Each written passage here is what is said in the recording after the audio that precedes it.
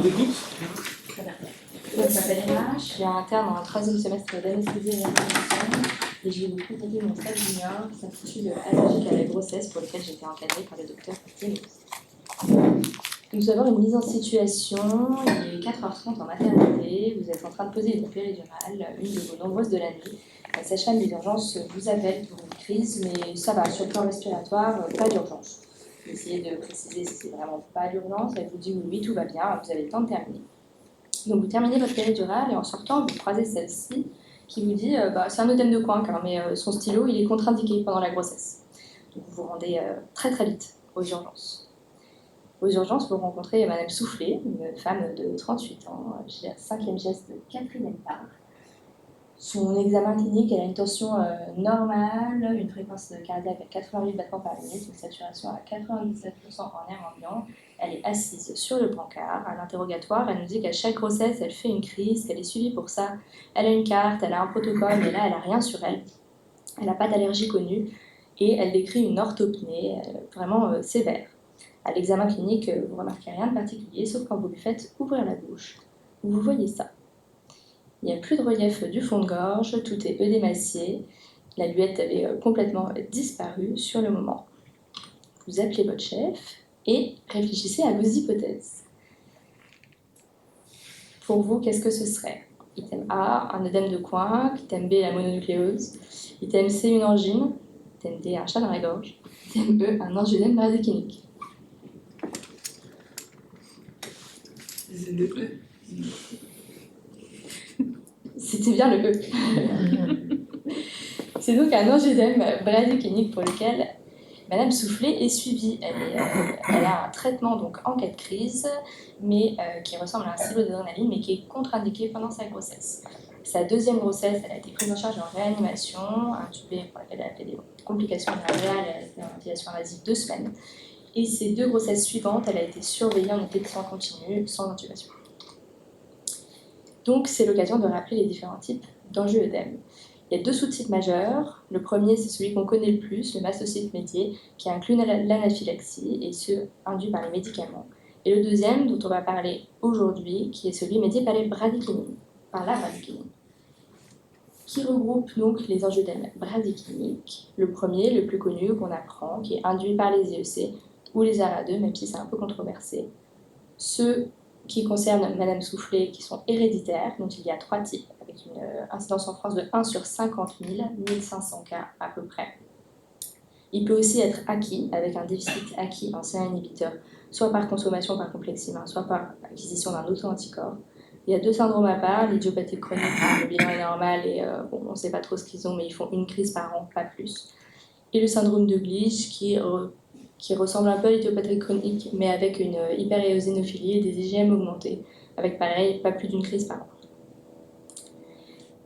Un petit instant physiopathologie de l'angioëdème héréditaire, qui s'explique par une génération excessive de bradykinine, ici, qui est vasodilatatrice en elle-même. Elle est produite par l'activation de la voie calcréine-kinine, qui inclut plusieurs protéines et protéases, l'activation du facteur 12, ici, Hagman, qui induit la conversion de la précalicréine en calicréine, qui à son tour clive le kininogen pour donner la bradykinine. La plasmine, elle joue un rôle amplificateur dans cette boucle sur le facteur 12. Les œstrogènes qui sont non représentés sur le schéma favorisent aussi la production de facteur 12. La bradykinine ensuite se fixe sur les récepteurs B2, ici des cellules endothéliales, ils sont constitutivement dessus. Toute cette cascade activée sécrète aussi des médiateurs comme le peroxyde d'azote et les prostacylines qui causent la relaxation des cellules musculaires lisses, l'extravasation de plasma et donc l'œdème. Dans tout ça, le CA inhibiteur qui est au milieu, qui est le principal régulateur négatif de la voie de la bradykinine. La bradykinine ensuite, elle est dégradée par l'enzyme de conversion d'angiotensine, d'où l'œdème induit par les IEC. Le CA inhibiteur ici, elle n'est pas représentée, mais il a aussi un rôle dans la voie classique du système du complément. Son déficit donc, comme dans l'angioëdème héréditaire, conduit à l'activation spontanée de la voie classique qui entraîne la consommation du C4 et C2. Chez 80% des patients à peu près, il y a une diminution du taux plasmatique de C4. Donc, pour regrouper un peu les angioedèmes héréditaires, notre patiente, Madame Soufflet, elle avait un angioedème héréditaire de type 1 qui représente la majorité des patients, qui est caractérisé par un déficit pondéral de CA inhibiteur. Il y a le type 2 qui est plus entre 13 et 15%, qui a des niveaux normaux de CA inhibiteur, mais celui-ci est dysfonctionnel. Au début, il est rare dans l'enfance, c'est plutôt dans l'adolescence, les jeunes adultes. Et ça présente une hérédité autosomique dominante sur une mutation du gène SERPIN2. Récemment, l'angioedème héréditaire de type 3 a été décrit. C'est un angioedème avec un bilan plutôt normal, c'est un normal, mais avec quand même des crises plutôt chez la femme et qui serait plus sensible aux oestrogènes, mais avec une grande variabilité interpatient et intrapatient, qui présente de nombreuses mutations qui commencent à être identifiées sur la voie du facteur 12, du plasminogène et du kininogène. La clinique, c'est des crises qui durent entre quelques heures et 5 jours et qui s'arrêtent de manière spontanée sans traitement au bout de 5 jours. On peut avoir un œdème des voies aériennes supérieures, comme chez notre patiente, des douleurs abdominales qui peuvent aller jusqu'au syndrome occlusif, mais surtout et principalement un œdème des extrémités qui est mou, non inflammatoire, ne prend pas le godet, avec plus ou moins un érythème marginé, donc vraiment un petit trait rouge sur la peau, mais pas d'autres signes directement sur la peau qui est normalement de la couleur normale. Il y a des symptômes, des critères d'exclusion. Le patient il doit être apyrétique, pas de signes infectieux. Nos traitements habituels de l'œdème sont inefficaces. Les antihistaminiques, les corticoïdes, l'adrénaline pour l'œdème de Coinck, tout est inefficace et le patient n'aurait supposément pas de prise médicamenteuse ou alimentaire. Dans cette étude de The American Journal of Medicine, qui est sortie en 2006, sur 209 patients avec un angioedème héréditaire de type 1, monocentrique en Allemagne, elle est rétrospective, mais elle regroupe quand même 130 000 crises sur tous ces patients, où ils ont fait une étude par patient et par épisode. 100% des patients avaient une atteinte cutanée, donc c'est-à-dire vraiment un œdème des extrémités. 97% présentaient des douleurs abdominales, pas forcément aussi graves que le syndrome occlusif, mais des douleurs abdominales. Et un patient sur deux ont présenté une atteinte laryngée. Si on analyse les mêmes patients et les mêmes crises par épisode, on avait une chance sur deux que ce soit la peau, une chance sur deux que ce soit au niveau abdominal. Et l'atteinte laryngée est bien plus rare quand on regarde individuellement par épisode. Ont été identifiés des facteurs déclenchants, même si les crises sont souvent spontanées. Il y a plus ou moins des traumatismes physiques, des gestes minimes, surtout ce qui concerne la région oropharyngée, les gestes dentaires, les extractions, l'intubation orotrachéale. Il y a d'autres facteurs déclenchants possibles, les émotions, le stress, l'infection, ce que décrit la HAS, et des médicaments. Les œstrogènes, c'est très variable. Des patients vont avoir moins de crises sous contraception ou enceintes, d'autres vont avoir des crises qui sont déclenchées par ces médicaments, mais ils sont contre-indiqués chez ces patients de manière générale.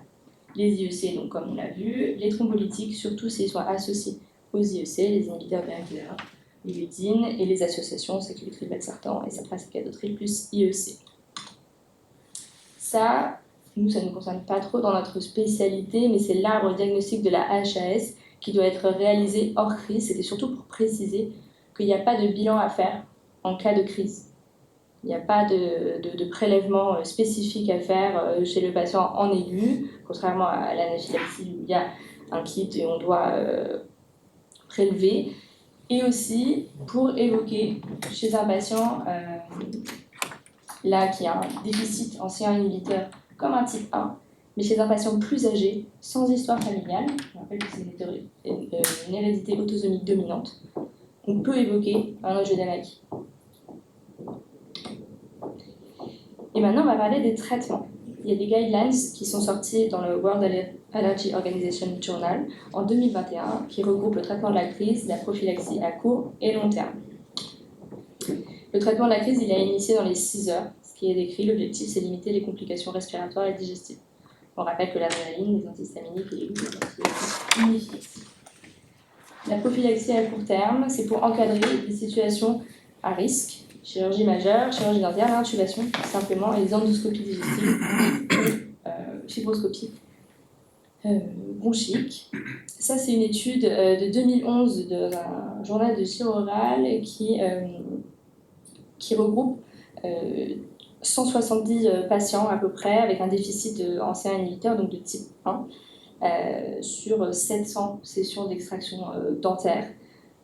Et on voit que sans prophylaxie à court terme, je ne sais pas si la souris il y avait 37 patients qui faisaient une crise et eux, dans leur étude, c'était spécifiquement un œdème des voies aériennes supérieures. Avec une prophylaxie, là, il n'y a pas de notion de dose dans cette courbe-là. Une prophylaxie par CA inhibiteur intraveineux. Il n'y avait plus que 1 sur 5 des patients qui faisaient une réaction dans les 24-48 heures après extraction dentaire. La prophylaxie à long terme, ce serait pour permettre un contrôle total de la maladie vers le patient, une amélioration de la qualité de vie. Elle peut associer un traitement médicamenteux selon les patients, mais aussi une éducation thérapeutique. Ça, c'est le même schéma qu'on a eu au début sur la physiopathologie, mais avec les traitements possibles en fonction de leur zone d'action. Le principal traitement, c'est le CA inhibiteur. Quand on a un déficit, on en apporte. L'icatibant, ici, le principal traitement de crise qui antagonise, qui se fixe sur le récepteur de la valéquinine, ne permettant pas sa fixation.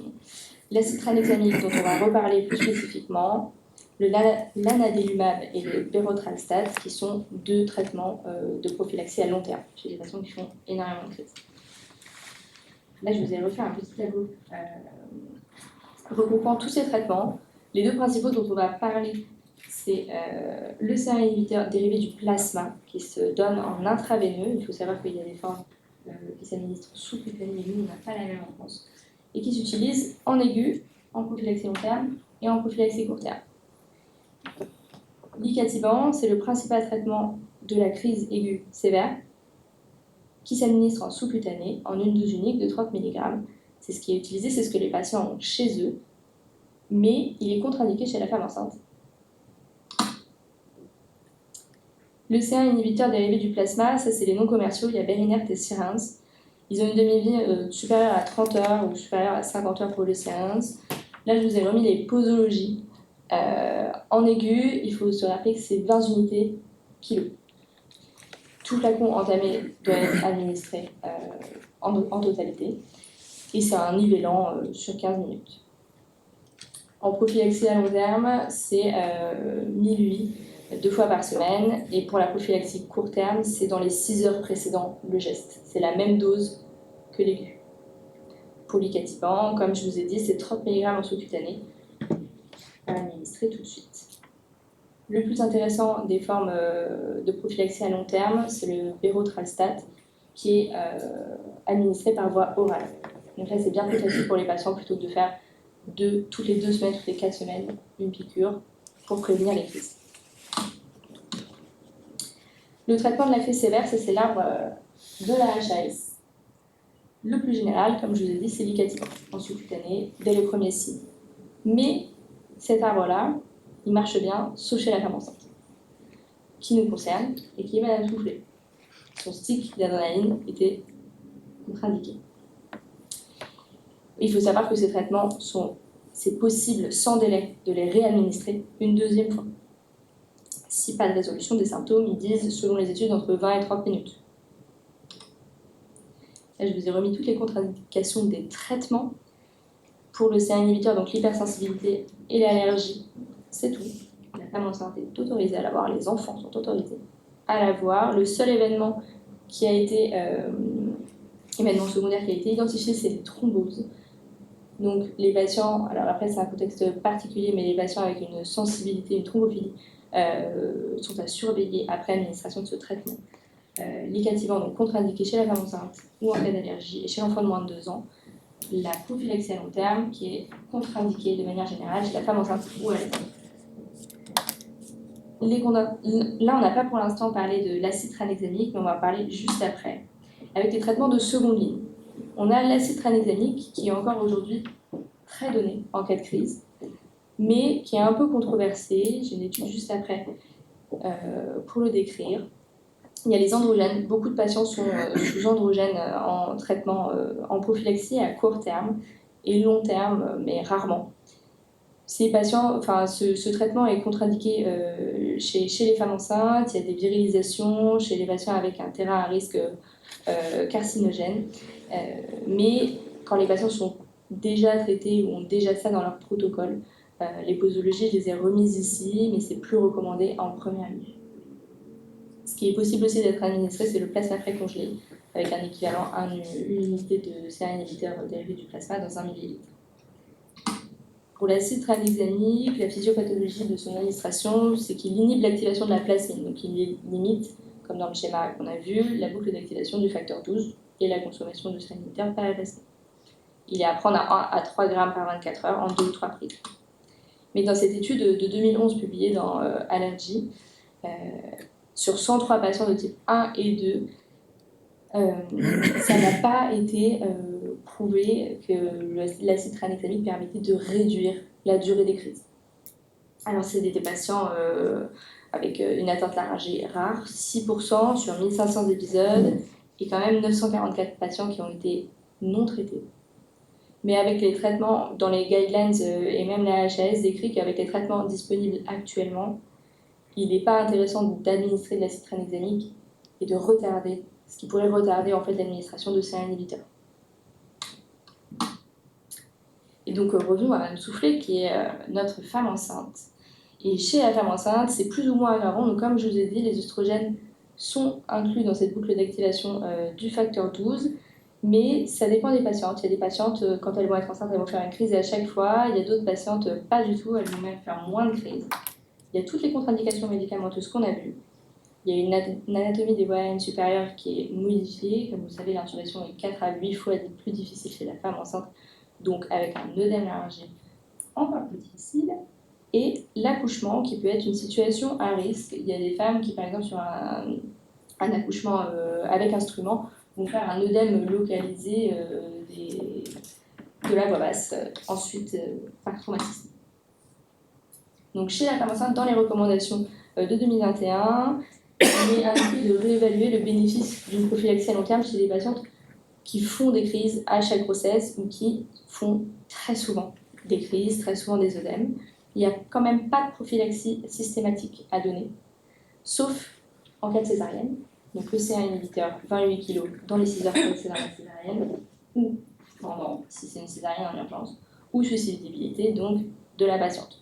Il faut privilégier un accouchement par voie basse, la césarienne étant plus traumatisante et le risque d'intubation est majoré si jamais notre AR ne marche pas ou quoi qu'il se passe si c'est trop urgent.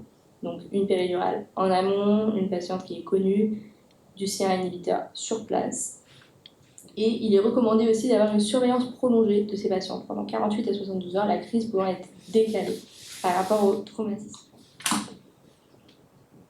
En cas de crise sévère, donc, le seul produit qu'on a, c'est le concentré de CA inhibiteur, 28 kg en IVL, qui est à répéter si pas d'amélioration.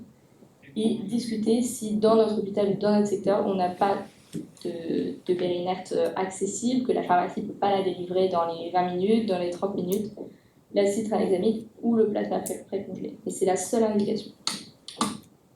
Donc, Madame Soufflet, en résumé, pour la crise, on a notre traitement, 28 kg de CA recombiné, dérivé du plasma. L'accouchement par voie basse, chez elle, il n'y a pas besoin de prophylaxie systématique, mais une surveillance prolongée, 48-72 heures. Et pour la prophylaxie à long terme, pour cette patiente, ça aurait pu être réévalué avec du CA inhibiteur, 1000 unités 2 fois par semaine. Je vous ai remis ici, en cas de crise, il y a une astreinte téléphonique quand on a perdu face aux patients, faite par le CRIC, qui est le centre de référence en France, qui est dédié aux professionnels de santé 24 heures sur 24, 7 jours sur 7. On peut contacter.